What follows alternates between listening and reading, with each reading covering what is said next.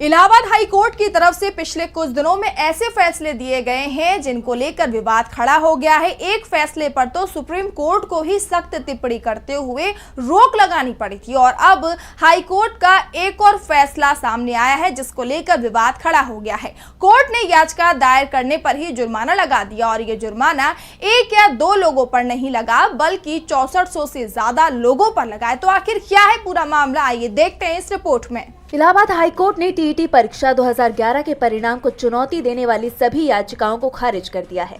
लेकिन सबसे बड़ी बात तो ये कि कोर्ट ने सिर्फ याचिका खारिज ही नहीं की है, बल्कि याचिका दायर करने वाले 6402 लोगों पर जुर्माना भी लगा दिया है।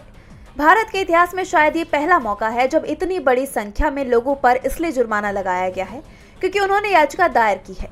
कोर्ट ने अपने आदेश में कहा है कि याचिका बेसिर पैर की है, जिससे हाईकोर्ट का कीमती समय बेकार हुआ है।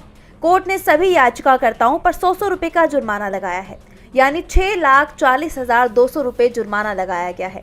जस्टिस सौरभ श्याम शमशेरी की एकल पीठ ने इस मामले में सुनवाई करते हुए कहा कि सुप्रीम कोर्ट इस मामले में पहले ही फैसला दे चुका है, इसलिए इस पर दोबारा विचार नहीं किया जा सकता।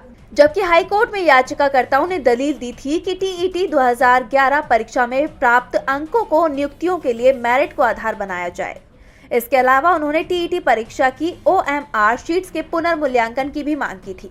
याचिकाकर्ताओं का तर्क था कि परीक्षा के परिणाम 2011 और 2015 के बीच अलग अलग दिन घोषित किए गए थे, जिससे उम्मीदवारों के बीच असमानता उत्पन्न हुई। दूसरी तरफ सरकार की तरफ से दलील दी गई थी, टीईटी परीक्षा केवल पात्रता परीक्षा है, न कि मेरिट का निर्धारण करने वाला कोई चयन मानक। इस मामले में हाईकोर्ट ने साफ कर दिया है कि अब इस पर विचार नहीं किया जाएगा। साथ ही 6402 याचिकाकर्ताओं पर 100 रुपए का जुर्माना लगा दिया। ऐसे में एक सवाल ये भी उठ रहे हैं कि क्या जब सरकार के किसी फैसले से हजारों लोग प्रभावित हो तो क्या उनके लिए कानून के विकल्प सीमित हो सकते हैं?